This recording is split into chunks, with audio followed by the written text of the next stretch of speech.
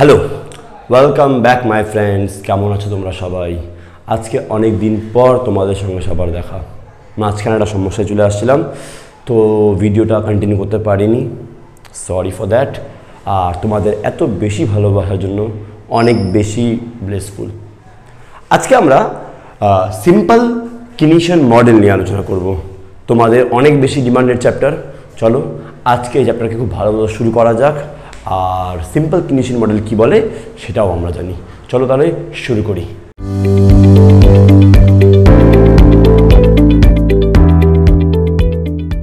So দেখো, simple কিনিশিয়ান model বলার আগে, এর মধ্যে কি বলে সেটা বলার আগে আমরা আগে দেখি আমরা কি জানতে চাচ্ছি। অ্যাকচুয়ালি হতো কি না, আগেকার যুগে লাইক যারা অর্থনীতিবিদ ছিলেন, প্রাচীন যুগে অর্থনীতিবিদ, তারা মনে করতো যে আমরা যে সমস্ত ভোগ ব্যয় করি, আমরা যে সমস্ত ব্যয় করি, সেটা মেনলি দুটো বিষয়ের উপর নির্ভর করে। কটা বিষয়? দুটো। সেই দুটো বিষয় কি কি? একটা হচ্ছে সঞ্চয়ের প্রবণতা, একটা হচ্ছে সঞ্চয়ের প্রবণতা। সঞ্চয় প্রবণতা মানে কি? সঞ্চয় প্রবণতা মানে হচ্ছে তুমি কত টাকা সেভ করছো। কারণ আমি যদি সেভ বেশি করি তো আগামী দিনে বেশি খরচ করব, ঠিক। আরেকটা হবে সুদের হার। আরেকটা কি বললাম নাম? সুদের হার। মেনলি আগেকার যুগে লোক বলতো যে আমরা যে ভোগ ব্যয় করি সেটা মেনলি দুটো বিষয় উপর নির্ভর করে। একটা সঞ্চয়ের প্রবণতা, তুমি কত সঞ্চয় করছো, আর একটা সুদের হার। কি হবে এই জিনিসটা বুঝো। দেখো, যদি আমি সঞ্চয় বেশি করি, সেভিং বেশি করি, আমার কাছে টাকা বেশি থাকবে। টাকা যখন বেশি থাকবে তো আমি আগামীতে বেশি কোনো খরচ করতে পারবো। কোনো ঘুরতে যাওয়া হলো, কোনো কিছু কেনা হলো, তো টাকা সেভিং করা থাকলে আমি কোনো কিছু কিনতে পারবো, রাইট। আরেকটা হচ্ছে সুদের হার। সুদের হার কেমন হবে ব্যাপারটা বুঝবা। যখন কোনো জিনিসের উপরে সুদের হার কম, আমরা ওই জিনিসটা অনেক বেশি করে ডিমান্ড করি। যেমন আজকে দেখবা মোবাইল কিনতে যাই আমরা, তো মোবাইলের মধ্যে কি হয় যে 0% ইএমআই থাকে, বা নো কস্ট ইএমআই বা low cost EMI, what ever. এগুলোর মধ্যে হয় কি, যত সুদ কম হয় আমরা বলি কি না সুদ কম আছে, চলো জিনিসটাকে কিনে নিই। সুদের হার যদি কম হয় আমরা বেশি করে ব্যয় করি। যে জিনিসটা মনে হয় আমার এখন লাগবে না, সেই জিনিসটাও হয়তো আমরা কিনে নিই। কেন কিনে নিচ্ছি? সুদের হার কম আছে, ইন্টারেস্ট রেট কম আছে। তো এরকমভাবে প্রাচীন অর্থনীতিবিদরা বলতেন যে মেনলি আমাদের ভোগ ব্যয় দুটো জিনিসের উপর নির্ভর করে, একটা সঞ্চয় আর একটা সুদের হার। কিন্তু পরবর্তীতে আমাদের অধ্যাপক কেনস, তিনি দেখলেন যে এই দুটো বিষয়ের উপরে মেনলি লক্ষ্য করে বা প্রভাব ফেলে তা না, তার সঙ্গে আরও কিছু আছে। এই দুটো বিষয় তো ইম্পর্টেন্ট আছে, কিন্তু উনি মেনলি অ্যাকচুয়ালি আর দুটো অন্য বিষয়ের উপরে তিনি গুরুত্ব দিয়েছেন, বা অন্য বিষয়ের উপর তিনি গুরুত্ব দিয়েছেন। সেটা হলো ভোগ ব্যয় আয়ের উপর নির্ভরশীল। অধ্যাপক কিনস মেনলি তিনি বলেছেন যে আমাদের ভোগ আমাদের আয়ের উপর নির্ভরশীল। অর্থাৎ আমাদের আয় যত বেশি হবে আমরা অত বেশি করে খরচ করব। সিম্পল। অধ্যাপক কিনস কি বলছেন? তিনি বলেছেন যে আমাদের ভোগ ব্যয় আমাদের আয়ের উপর নির্ভরশীল। আমাদের ভোগ ব্যয় আমাদের কার উপর নির্ভরশীল? আয়ের উপর নির্ভরশীল। কি বুঝতে পারলাম? আর তিনি বলেছেন দেশের জাতীয় আয় যত যত বাড়বে ভোগ ব্যয় সেভাবে করে বাড়বে। তো এই জিনিসটাকে আমরা এখন টেবিল আকারে বা আর তারপর গ্রাফ আকারে বোঝার চেষ্টা করি। কেমন? চলো এবার আমরা কিনস যা ভোগ অপেক্ষক নিয়ে বলেছে সেটাকে আমরা বুঝি। কেমন? দেখো, সর্বপ্রথম আমরা দেখলাম কনজাম্পশন ফাংশন বা ভোগ অপেক্ষক। এবার কনজাম্পশন ফাংশন বা ভোগ অপেক্ষক কি জিনিস এটা আগে বুঝে নাও। অধ্যাপক কিনস কি বলেছিল? আমাদের ভোগ ব্যয় আমাদের জাতীয় আয়ের উপর, আমাদের আয়ের উপর নির্ভরশীল। তাহলে আমি বলতে পারি আমাদের দেশের সমস্ত ভোগ ব্যয় আমাদের দেশের মোট আয় অর্থাৎ জাতীয় আয়ের উপর নির্ভরশীল। জাতীয় আয় যেভাবে করে বাড়বে আমাদের ভোগ ব্যয় সেভাবে করে বাড়বে, ঠিক। তো এই যে সম্পর্ক প্রকাশটা, এটাকে বলা হয় ভোগ অপেক্ষক। কি লেখা আছে পড়ে নি একটু দেখো। আমি সিকে ধরলাম ভোগ, এফকে আমি ধরলাম অপেক্ষক বা ফাংশনাল রিলেশনশিপ বলবো, সম্পর্ক বোঝাবে ভোগ, আর ওয়াইকে ধরলাম আমি জাতীয় আয়ের মধ্যে। বোঝাবে কি বললাম? সিকে আমি ধরলাম ভোগ ব্যয়, ওয়াইকে আমি ধরলাম জাতীয় আয়, আর এফকে আমি ধরলাম অপেক্ষক বা একে আমি যদি আমাদের ভাষায় বুঝে না সম্পর্ক বলতে পারি। এটাকে কেমন? সম্পর্ক বলতে পারি। অর্থাৎ ভোগের সঙ্গে জাতীয় আয়ের সম্পর্ক। সিম্পল। সম্পর্ক আমি কি দিয়ে ডিনোট করবো? এফ দিয়ে। সি মানে কনজাম্পশন বা ভোগ ব্যয়, আর ওয়াইকে আমি ধরলাম ন্যাশনাল ইনকাম বা জাতীয় আয়। এবার এটাই আমাদের ভোগ অপেক্ষক। জাতীয় আয়ের সঙ্গে ভোগের সম্পর্কটাকে আমরা ভোগ অপেক্ষক বলি, ঠিক। এটাকে আমরা এখন গ্রাফ বুঝবো, তার আগে একটা কাজ করি, এটাকে আমরা টেবিলের আকারে বুঝি। দেখো, সর্বপ্রথমে আমি এখানে দিলাম জাতীয় আয়। তোমরা আমার সঙ্গে টেবিলটা বানাবে। জাতীয় আয় টেবিল বইতে আমাদের দেওয়া নেই, কিন্তু টেবিলটা বানিয়ে নিলে সুবিধা কী হবে, তুমি বুঝতে পারবা যে গ্রাফটা কেমনভাবে হতে পারে। তো অবশ্য টেবিলটাকে আমরা বানিয়ে নেব। কেমন, দেখো জাতীয় আয়, আর তারপরে এখানে আমি দিলাম ভোগ। ঠিক, এইবার আমি একটা ইমাজিনারি টেবিল বানাবো, কাল্পনিক টেবিল বানাবো। এই টেবিল দিয়ে আমরা বোঝার চেষ্টা করবো যে ভোগ ব্যয়টা কীভাবে কাজ করছে। দেখো জাতীয় আয়কে আমি ধরলাম ওয়াই, আর এটাকে আমি ধরলাম সি, যেটা আমি এখানে লিখছিলাম। এবার যদি আমাদের দেশে জাতীয় আয় 0 হয় তাহলে আমাদের ভোগ হবে 40। মানে কি স্যার, আমাদের আয় 0, ভোগ কী হবে 40 হবে। আগে এটা বুঝো। দেখো ব্যাপারটা ভালো মতো করে বুঝবা, কনফিউজ হওয়ার বিষয় নয়।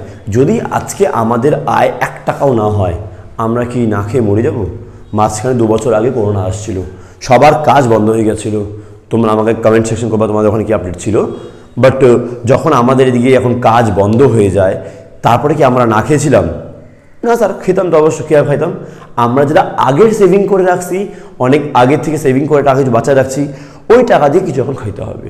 এখন ফুটানি মারবো না, এখন খাবার দরকার যেটা সামান্য, যে কারণ জানি না আমাদের আয় তো হচ্ছে না, আগামীতে আয় কখন হবে না হবে আমরা জানি না। তো যখন আমাদের জাতীয় আয় 0, স্টিল আমরা একটা খরচা তো করবো, মিনিমাম কিছু টাকা বাঁচার জন্য করতেই হবে খরচ। এটাকে বলা হচ্ছে অটোনোমাস কনজামশন বা স্বয়ংভূত। এটাকে আমরা করতেই হবে স্যার, বুঝতে পারলেন কি না?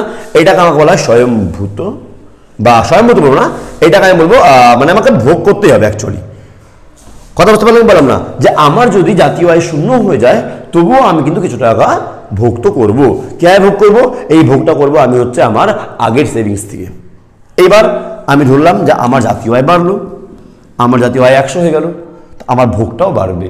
কারণ এবারে যখন আয় বাড়তে যায় তখন দিলে আমি ভোগটা বাড়াবো। লেটস সাপোজ আমি ভোগটা বাড়াই করে দিলাম এখানে 120। ঠিক, আমার আয় আরও বাড়লো, আমার ব্যয়টাও আরও বাড়লো। দেখো আমার যাবে যাবে করে আয় বাড়ছে, আমার ভোগ ব্যয় বাড়ছে। কেন ভোগ ব্যয় বাড়ছে স্যার? বিকজ অধ্যাপক কিন্স লক্ষ্য করেছেন যেভাবে যেভাবে আমাদের আয় বাড়ে আর আমাদের ব্যয়টাও বাড়তে থাকে, সেমভাবে আমি আমার আয়গুলোকে বাড়াই দিচ্ছি। কেমন? 200 করলাম, 300 করলাম, 400, 500, 600, এমন করে আমি আমার দেখো জাতীয় আয় বাড়ালাম। স্বাভাবিক কথা, ভোগ ব্যয়টাও আমার বাড়বে।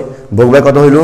লেটস সাপোজ এখানে হয়ে গেল 280, এখানে হয়ে গেল আমাদের 320, 320 তো না 360, আমি 80 করে বাড়াচ্ছি। কেমন? তারপরে 440, তারপরে হবে এদিকে 40, 520, এমন করে আমার ভোগ ব্যয়টাও বাড়ছে। দেখো ভালো মতো বুঝো, কোনো সমস্যা না আমাকে জানাও অবশ্য করেই। আমার দেখো জাতীয় আয় বাড়ছে, জাতীয় আয় বাড়ার সঙ্গে সঙ্গে আমার ভোগ ব্যয়টাও বাড়ছে। কি বুঝতে পারলাম কি পারলাম না? যেটা আমাকে অধ্যাপক কিন্স বলেছিলেন আমাদেরকে যে আমাদের ভোগ ব্যয় বাড়ার সঙ্গে সঙ্গে, সরি জাতীয় আয় বাড়ার সঙ্গে সঙ্গে ভোগ ব্যয় বাড়বে, আমরা এটা টেবিল আকারে বুঝতে পারলাম যে হ্যাঁ স্যার। কিন্তু একটা কথা মনে রাখতে আবার থেকে বারবার করে, এখান থেকে আমাদের এমসিকিউ অনেক বেশি দিবে। যখন জাতীয় আয় আমার 0 তখনও কিন্তু আমার ভোগ ব্যয় হবে। ঠিক কথা বুঝতে সমস্যা আছে কোনো? রাইট, এইবার এটা হলো আমাদের টেবিল। এবার এটাকে যদি আমি গ্রাফের আকারে প্লট করি তাহলে আমরা বুঝতে পারবো যে গ্রাফটা কেমনভাবে যাচ্ছে। চ্যাপ্টার খুব বেশি ইজি, বাট মন দিয়ে পড়াগুলো বুঝতে হবে, শুনতে হবে। ঠিক, তোমরা এই টেবিলগুলো বানিয়ে নিবে কেমন? আর আমি এইটার নোটসটাও আমাদের কি বলে দিয়ে দিব, তুমি অবশ্যই মেল করে আমার থেকে নোটস নেবে। এই নোটসটা খুব ইম্পর্টেন্ট, কারণ বইতে গ্রাফ যেভাবে প্লট করে বোঝানো হয়েছে একটু কঠিন ভাষায় আছে, আমি সেটাকে তোমাদের বোঝার জন্য খুব সহজ ভাষায় বুঝিয়ে দিয়েছি। তো অবশ্যই তুমি নোটস কিন্তু নিয়ে নিবা, যাতে করে নোটস আর এটাকে পাশে রেখে পড়তে পারো, কারণ সব কিছু বোর্ডে লিখে বোঝানোটা একটু পসিবল হয় না। তো এই জন্য কেমন? দেখো এবার আমরা চলো তাহলে গ্রাফ বানাই। তো এবার চলো আমরা এই টেবিলের উপরে বেস করে একটা গ্রাফ প্লট করি। অলরেডি আমি এই লাইনটা আর এই লাইনটা টানলাম। দেখো এখানে আমি নাম দিলাম ওয়াই, এখানে আমি নাম দিলাম সি, ঠিক, আর এটাকে আমরা নাম দিলাম অরিজিন। এটা আমাদের উলম্ব অক্ষ, সরি অনুভূমিক অক্ষ, একে আমি জাতীয় আয় বলি, জাতীয় আয়, আর এটাকে আমরা ভোগ ব্যয় বলতে পারি। কেমন? ভোগ ব্যয় বলি। এবার আমরা এই লেখাটাকে এই গ্রাফে প্লট করব আর বুঝবো কি হচ্ছে, দাঁড়াচ্ছে কি জিনিসটা। দেখো সর্বপ্রথম কি করলাম, সর্বপ্রথম আমি এখান থেকে একটা 45 ডিগ্রি ঊর্ধ্বমুখী রেখা আনলাম, এটাকে আমি নাম দিলাম ওয়াই, এটাকে নাম দিলাম 45 ডিগ্রি, এটা হলো আমাদের জাতীয় আয় রেখা। পরীক্ষায় কোশ্চেন জিজ্ঞেস করতে পারে স্যার এটা কোন রেখা, এটা হয়ে গেল আমাদের জাতীয় আয় রেখা। এবার তোমাদের মনে প্রশ্ন আসবে স্যার জাতীয় আয় রেখাটা এমন কেন হলো, ঠিক? তো আমি বলি, আমরা এর আগের ভিডিওতে যখন আমরা জাতীয় আয় বের করা শিখছিলাম তখন আমরা 3টা পদ্ধতি শিখছিলাম, মনে আছে? লাস্ট পদ্ধতি ছিল ভ্যালু অ্যাডেড মেথড। এর মধ্যে কি হয়, এর মধ্যে আমাদের দেশে মোট যত উৎপাদন হয় সবাইকে যোগ করলে আমরা জাতীয় আয় পেতে পারি, আমি ওখানে বলছিলাম কথাটা। এইবার ক্লাস 11-এ ব্যাক যদি চলে যাই আমরা, তো 11-এর মধ্যে আমরা যোগান রেখা পড়ছিলাম। যোগান রেখা যতটা উৎপাদন মানুষ যতটা বেচতে চায়, ঠিক যতটা বিক্রি করতে চায়, যোগান রেখা সবসময় এভাবে ঊর্ধ্বমুখী যেত। তো যোগান রেখা করেসপন্ডিংয়ে আমি মোট উৎপাদন রেখা বুঝলাম, আর তার সঙ্গে সঙ্গে আমি জাতীয় আয় রেখাটাও বুঝলাম। অর্থাৎ যোগান রেখা ঊর্ধ্বমুখী হয়, সেমভাবে আমাদের উৎপাদন ঊর্ধ্বমুখী গেল, উৎপাদন ঊর্ধ্বমুখী গেলে আমাদের জাতীয় আয় রেখাটাও ঊর্ধ্বমুখী যায়। তো আমরা বলতে পারি এখান থেকে যে জাতীয় আয় রেখাটা আমাদের এভাবে করে ঊর্ধ্বমুখী গেল। দেখো শূন্যর থেকে আমাদের শুরু হয়েছিল জাতীয় আয় রেখাটা, শূন্যর থেকে আমি এভাবে করে কন্টিনিউসলি উপরে দিয়ে গেছে। এবার আমাকে বের করতে হবে ভোগ রেখা। এবার সি কত আছে 40 দেওয়া, যখন জাতীয় আয় শূন্য, যখন জাতীয় আয় শূন্য সি তখন স্টিল 40। তো এবার আমি যে ভোগটা বানাবো এবার কমপক্ষে এই বিন্দু থেকে, অর্থাৎ একটু উপরের থেকে। কেন উপর থেকে বানাবো স্যার? কারণ যখন আমার জাতীয় আয় শূন্য ছিল তখনও আমার ভোগ ব্যয় কিন্তু 40 ছিল, এটাকে আমি কোনোভাবে এড়াতে পারি না। একটু আমি যেটা বললাম যে আমাদের যদি আয় শূন্য থাকে তা সত্ত্বেও আমাকে কিছু ব্যয় করতে হবে। এই ব্যয়টা কীভাবে হলো? এই ব্যয়টা পসিবলি আছে যে আমি আগে যেটা আয় করছিলাম ওখান থেকে কিছু বাঁচিয়ে রাখলাম, ওখান থেকে এই আয়টা আসলো। তো পূর্ব সঞ্চয় থেকে যে ব্যয়টা করলাম ওটা এখান থেকে। তো আমাদের ভোগ ব্যয় রেখাটা এখান থেকে উপরে যাবে। দেখো বানাই, এই রেখাটাও দেখো বাড়ছে, তো এটাকে আমি বাড়াচ্ছি, এটা এখান থেকে শুরু করলাম, এই যে এটা বাড়লো এভাবে করে, একে নাম দিলাম C1, এটাকে নাম দিলাম Y1, ঠিক আছে? আর এই বিন্দু চলে আসলো, এই বিন্দুকে আমি নাম দিলাম E। বইতে হয়তো অন্য নাম দেওয়া আছে, বাট আমরা এটাকে নাম দিলাম E, ঠিক আছে? আর এখানে আমি নাম দিয়ে দিলাম এটাকে সে লেটস সাপোজ কি নাম দিয়ে রাখ আমি সি নাম দিলাম, কি হয়েছে সি নাম দিলাম এটাকে আমি, ওকে? এইটাকে আমি দিলাম ই নাম, ই ফর ইকুইলিব্রিয়াম, ভারসাম্য। এটাকে আমরা কি বলতে পারি আমরা এখন? এটাকে আমরা বলতে পারলাম ভারসাম্য। অর্থাৎ এই জায়গাটায় আমার জাতীয় আয় আর জাতীয় ব্যয়, সরি ভোগ ব্যয় পরস্পর সমান। ওটা কোন পয়েন্ট? ওটা হচ্ছে এই পয়েন্টটা স্যার, দেখো ভালো মতো বুঝবা। এই পয়েন্টটা যেখানে আমার আয় আর ব্যয় পরস্পর সমান, ওটা হলো এই পয়েন্ট। কি বুঝতে পারলে কি বললাম না? তো এটা আমাদের জাতীয় আয় রেখা বানানো হলো, এটা আমার ভোগ ব্যয় রেখা বানানো হলো। আচ্ছা আমি এটা তোমাকে অপেক্ষক দেখাচ্ছিলাম, সি সমান সমান এফ অফ ওয়াই, এটাকে আমাদের গাণিতিক গ্রুপ মনে রাখতে হবে, এটা আমাদের গাণিতিক গ্রুপ। তো এটা হচ্ছে এই জিনিসটা C equal to F of Y, এটা হলো সেটা। তো আমাদের ভোগ অপেক্ষক রেখা এটা, জাতীয় আয় রেখা এটা, যেখানে একে অপরকে ছেদ করলো, এই পয়েন্টটাকে নাম দিলাম ভারসাম্য বা ইকুইলিব্রিয়াম পয়েন্ট, বা এটাকেই বলা হচ্ছে ব্রেক ইভেন পয়েন্ট। এটাকে আমি নাম কি দিতে পারি? ব্রেক ইভেন পয়েন্ট, যেখানে আমার জাতীয় আয় আর ভারসাম্য না বলা ঠিক হবে না, অ্যাকচুয়ালি ব্রেক ইভেন বলাটা বেশি ভালো, তাই না? এখানে আমার জাতীয় আয় আর ভোগ ব্যয় পরস্পর সমান হয়ে গেছে, এখানে কোনো সেভিং নেই, কোনো কিছু নেই। আচ্ছা তুমি যদি এই পয়েন্টটাকে লক্ষ্য করো, এইটুকু জায়গাটাকে তুমি লক্ষ্য করো যেখানে জাতীয় আয় আমার শূন্য বাট ব্যয়টাও তবুও হচ্ছে, তো এই পার্টটাকে আমরা অ্যাকচুয়ালি বলি হচ্ছে ডিস সেভিং। কি বলি এটাকে আমরা? Dissaving. অর্থাৎ এই পার্টটা, এইটুকু যে এরিয়াটা আছে, এই এরিয়াটা দ্যাট ইজ সিওই, এই পুরো এরিয়াটা সিওই, আমি এখানে নামটা বলতে পারি। এই পার্টটাকে আমরা বলতে পারি ডিস সেভিং। ডিস সেভিং মানে কি? ডিস সেভিং মানে হচ্ছে যেখানে আমার কোনো রকম আয় মানে ব্যয়ের চেয়ে কম, আয় ব্যয়ের চেয়ে কম, অর্থাৎ এখানে আমার ভোগ ব্যয় বেশি হচ্ছে, আয় কম হচ্ছে, স্বাভাবিক কথা। তো এটা কীভাবে পসিবল? এটা পসিবল তখনই যখন আমি আমার আগের সঞ্চয় ব্যবহার করছি। এটা আগাচ্ছে, আমার আয় বাড়ছে, ভোগ ব্যয় বাড়ছে, বাড়তে বাড়তে এই পয়েন্ট চলে আসলো যেখানে আমার আয় আর ব্যয় সমান সমান। এরপর থেকে যে এই পার্টটা দেখা যাচ্ছে স্যার, এই পার্টটা দেখো বাড়তেছে, এই পার্টটা এখন আয় বেশি বাড়ছে আর ব্যয়টা তুলনামূলক কম হারে বাড়ছে। তো এই পার্টটাকে আমি নাম দিতে পারলাম, এটাকে বলবো আমরা সেভিং। এই পার্টটাকে আমি নাম দিলাম C1 Y1, এই পার্টটাকে আমরা নাম দিতে পারি, এটাকে আমরা বলবো সেভিং। এই পার্টটা, এই এরিয়াটা হলো সেভিং, আর এই যে এরিয়াটা বানালাম এই এরিয়াটাকে আমরা বলবো ডিস সেভিং। অর্থাৎ পূর্ব যে সঞ্চয় আছে সেটাকে ব্যবহার করলাম বর্তমান ভোগ মেটানোর জন্য। তো এটা হলো পুরোপুরি আমাদের পয়েন্ট অ্যাকচুয়ালি।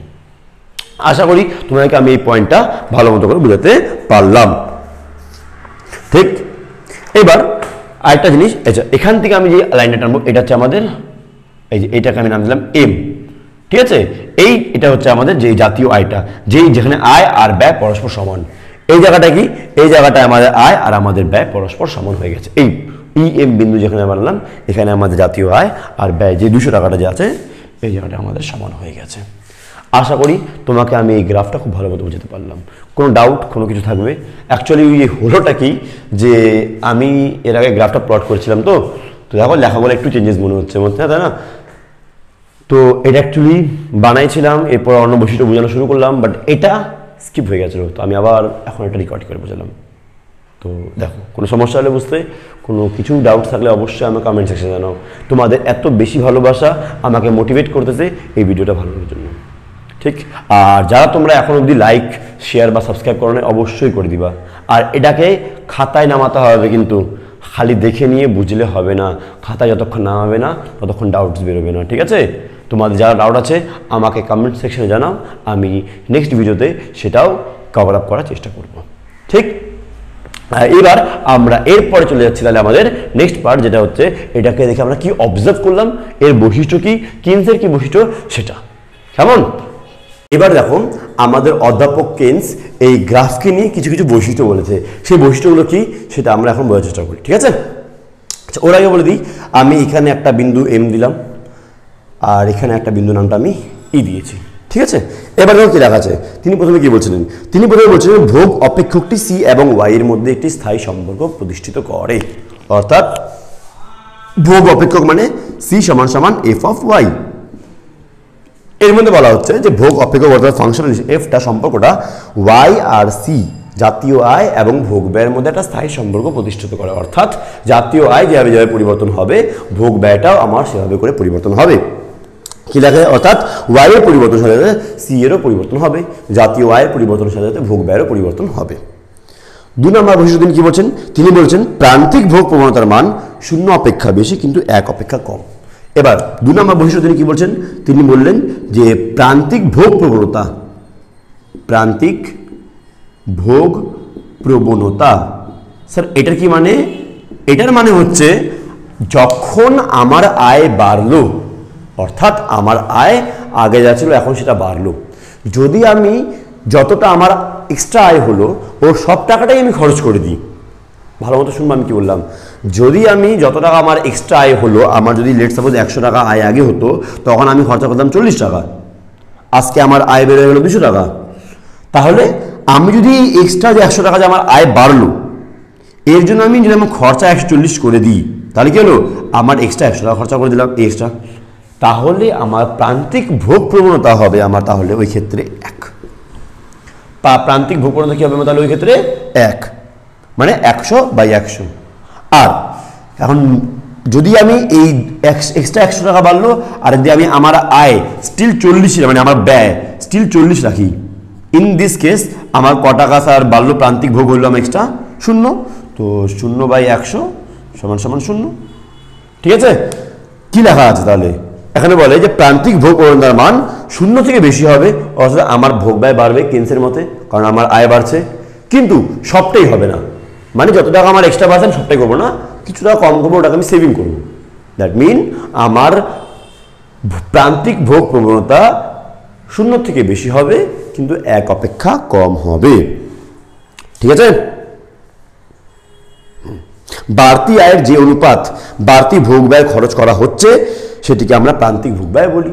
প্রান্তিক ভোগ ব্যয় মানে কি, যে বাড়তি আয়ের যেটা আমি প্রান্তিক ভোগ মানে বাড়তি খরচ করলাম ওটাকে আমরা প্রান্তিক ভোগ ব্যয় বলি।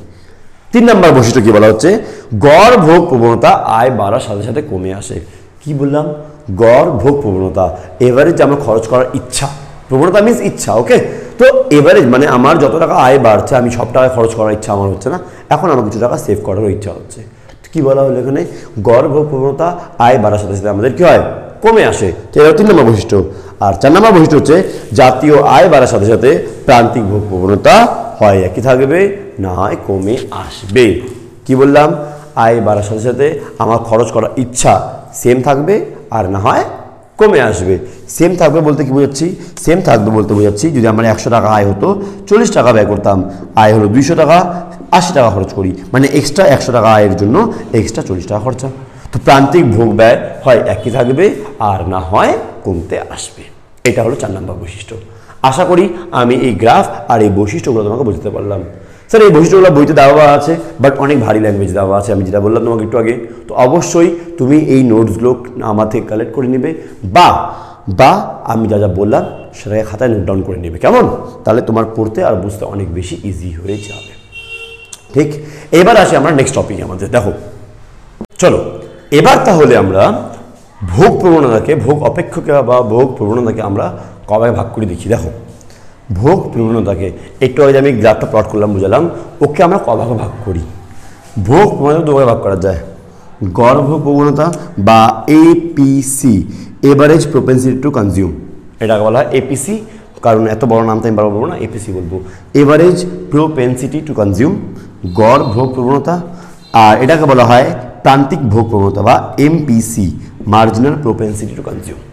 ঠিক আছে, ভোগ প্রবণতাকে ভোগ করার ইচ্ছা। তার প্রবণতা মানে কি আবার থেকে বলে দাও? প্রবণতা মানে হচ্ছে ভোগ করার ইচ্ছা। ভোগ করার ইচ্ছাকে আমি দুভাবে ভাগ করলাম, এপিসি আর এমপিসি। এপিসি মানে গড় ভোগ প্রবণতা, এভারেজ প্রপেন্সিটি টু কনজিউম, আর এমপিসি মানে হচ্ছে প্রান্তিক ভোগ প্রবণতা বা মার্জিনাল প্রপেন্সিটি টু কনজিউম। এবার গড় ভোগ প্রবণতা কি জিনিস, প্রান্তিক ভোগ প্রবণতা কি জিনিস, সেটা আগে বুঝে নাও। দেখো একজন ব্যক্তি তার মোট আয়ের কত অংশ ভোগ ব্যয় খরচ করে, আই রিপিট, একজন ব্যক্তি তার মোট আয়ের কত অংশ ভোগ ব্যয় খরচ করে তাকে আমরা বলবো গড় ভোগ প্রবণতা বা এপিসি। ক্লিয়ার থাকবে কি বললাম? প্রান্তিক ভোগ প্রবণতা কাকে বলে? অতিরিক্ত 1 টাকা আয়ের জন্য অতিরিক্ত যত টাকা ব্যয় হয়। আমি যদি এক্সট্রা 1 টাকা বা 100 টাকা আয় করি তাহলে আমার এক্সট্রা খরচা কত টাকা বাড়বে বা কমবে? কমবে তো না, অবশ্য বাড়বেই। তো অতিরিক্ত 100 টাকা আয়ের জন্য অতিরিক্ত কত টাকা ভোগ ব্যয় হয় সেটাকে আমরা প্রান্তিক ভোগ প্রবণতা বা এমপিসি বলে থাকি। এবার এটাকে আমরা ডিটেলসে আলোচনা করি, বুঝি এই জিনিসটা কি। আমরা গড় ভোগ প্রবণতা নিয়ে আগে আলোচনা করি। গড় ভোগ প্রবণতা কি আর কীভাবে কাজ করে। দেখো একটু আগে বললাম একজন ব্যক্তি তার মোট আয়ের কত অংশ ভোগ ব্যয় খরচ করে সেটাকে আমরা গড় ভোগ প্রবণতা বলি। আগে একটা কাজ করে এটাকে আমরা টেবিল আকারে বুঝে নিই, আর তার সঙ্গে এর গাণিতিক রূপটাও দেখে নিই। সবার আগে আমি তখন বলছিলাম সি সমান সমান ভোগ, ওয়াই সমান সমান জাতীয় আয়। তাহলে ভোগ ব্যয় কীভাবে বেরোবে, সরি গড় ভোগ ব্যয় কীভাবে বেরোবে, গড় ভোগ ব্যয় কীভাবে বেরোবে? ফর্মুলা হচ্ছে সি বাই ওয়াই, বাইকে আমি বলতে পারি এপিসি। যেমন এপিসি সূত্র হচ্ছে সি বাই ওয়াই। ক্লিয়ার এটুকু? সি বাই ওয়াই, এটা আমাদের হচ্ছে টোটাল অঙ্কের এই জিনিসগুলো আমাদের লাগবে। দেখো যখন আমি সূত্রগুলো লেখাচ্ছি অবশ্যই সূত্রগুলো লিখে নেবে। কেনসিয়ান থিওরির যে চ্যাপ্টারটা আছে না, এটাকে শুধু ভিডিও দেখলে হবে না, খাতায় করে নিয়ে লিখে নিয়ে বুঝতে হবে। কিন্তু চ্যাপ্টারটা খুবই ইন্টারেস্টিং, খুবই ভালো। আর শুধুমাত্র আমাদের ক্লাস 11 বা 12 বলে নয়, এটা যখন তুমি কলেজে গিয়ে আগামীতে পড়বা তখনও তুমি এই জিনিসগুলো পাবা। তো এই জন্য বারবার বলবো এই চ্যাপ্টারকে শুধু শুনে নিয়ে বুঝতে, স্যার বুঝে গেছি বাট হবে না, খাতায় করতে হবে, বারবার করে বুঝতে হবে, নাহলে কিন্তু সব মাথা থেকে আউট হয়ে যাবে। কিন্তু এই জন্য যা যা লেখাচ্ছি সঙ্গে সঙ্গে আমার সঙ্গে তুমি লিখো, ভিডিও পজ করো আর লেখো, কেমন? এবার আসি আমি টেবিলে, কারণ টেবিল বানানো ইজ ইম্পর্টেন্ট। টেবিল বানালে বুঝতে হবে যে হচ্ছেটা কি। ঠিক আছে, সবার আগে লিখে নিলাম ওয়াই। ওয়াই মানে আমাকে আর আশা করি বলতে হবে না, ওয়াই মানে জাতীয় আয়, সি মানে ভোগ ব্যয়, তাও বলে দিলাম। চলো আর এখানে নিলাম এপিসি। এপিসি ফর্মুলা কি লিখছি sir? C by Y, C by Y. ঠিক, 0 100 200 300 400 500 600 করলাম। আর সি আমি দিয়ে দিচ্ছি 40, 100 180 240, 180 240, তারপর 280 আর 300। ঠিক আছে, এটাকে মুছে লাগবে না, মুছে দিয়ে রাখবেন না। তো এটুকু আমাদের ধরো টেবিল। এবার এটা কি বেরোবে স্যার? ভালো তো বুঝি। প্রথমে এটা তো ইনফাইনাইট আসবেই না অ্যান্সার, শোনা 40/0 তো হ্যাঁ হবেই না। 100/100 1, এটা কত হবে 0.9, এটা কত হবে 0.9, 8, 4 7 28, 0.7, এটা 0.6। কে বেরোলো ভালো করে বুঝো, দেখো সি বাই ওয়াই, তো এখানে সি কত ছিল, সি ছিল 100, 100 বাই 100 কত আসলো, তবে এটা 180 বাই 200, হ্যাঁ কি না, 180 বাই, স্যার তুমি কি লিখতেছো, এই যে 200, ঠিক আছে, এটা 240 বাই 300, এমন করে এটা হলো। তো এমনি করে আমরা এপিসি বের করা শিখলাম, জাতীয় আয় করলাম, ভোগ ব্যয় করলাম, আর গড় ভোগ ব্যয় করলাম। একটা জিনিস দেখবা যে এই জায়গাটায় আমার যেভাবে করে জাতীয় আয় বাড়ছে, ভোগ ব্যয় আমার কিন্তু কমছে। দেখো আগে তো ভোগ ব্যয়টুকু করতেই লাগতো, আমরা জানি, তারপর তারপরে দেখো কমতেছে কমতে কমতে, আমার আয় যেভাবে করে বাড়ছে, ভোগ ব্যয় কিন্তু আমার কমছে। একটু আগে আমরা বৈশিষ্ট্য বলছিলাম, সেম ওই কাজটা এখানে করলো, কিন্তু আমাদের আয় বাড়ার সাথে সাথে গড় ভোগ ব্যয় আমাদের কমতে লাগছে।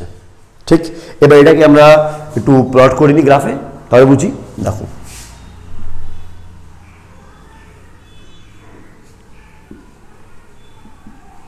ঠিক, দেখো এখান দিয়ে আমি আঁকাই সবার আগে এটা কি আঁকালাম, এটাকে আমি নাম দিয়ে দিচ্ছি হচ্ছে এ বি, এটাকে আমি নাম দিয়ে দিলাম এ বি। এটা কি জিনিস মনে পড়ে, একটু আঁকাইছিলাম আমরা একটু উপর থেকে, ব্যয়, গড় ভোগ ব্যয় অপেক্ষক, ঠিক আছে। এইবার আমরা কাজ করি, এখানে একটা বিন্দু নিই, দেখো ব্যাপারটা বুঝবো ভালো মতো, কেমন, একটা বিন্দু এখানে নিলাম,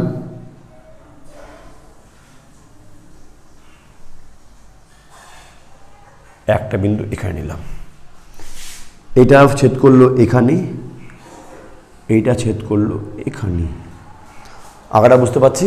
প্রথমে আমি ভোগ অপেক্ষক টানলাম, তারপর একটা লাইন নিলাম এখানে, একটা লাইন নিলাম এখানে, ঠিক আছে। এই নামটা দিলাম আমি নাম পি, এটাকে আমি নাম দিলাম কিউ, এটাকে নাম দিলাম আমি এম, আর এটাকে নাম দিলাম আমি এন। ইজি আছে। এটাকে নাম দিলাম আমি ওয়াই, এটাকে আমি নাম দিয়ে দিই সি। আশা করি দেখো তুমি সব জায়গায় মনে হচ্ছে আমি পয়েন্টের নামটা দিয়ে দিয়েছি। এইবার এখান থেকে আমরা বুঝবো যে গড় ভোগ ব্যয় কীভাবে বের করতে হয়। আমাদের জয়দেব স্যারের বইতে এই গ্রাফটা দেওয়া আছে, ওই জন্য আমি এই গ্রাফটা প্লট করলাম। তোমাদের কাছে বই আছে, অবশ্যই দেখবা এভাবে করে গ্রাফটা প্লট করা হয়েছে। এইবার এখান থেকে আমরা বের করা শিখবো যে কীভাবে করে আমাদের গড় ভোগ ব্যয় বের করা হয়। দেখো আমি আগে কী কী লেখা আছে পড়ি, বুঝি। তোমাদেরকে এই লেখাগুলা লিখে নিলে খুব ভালো, যা আমি বলতেছি, বা ওই তো আবার যেমন বললাম নোটস নিয়ে নিবা অবশ্যই।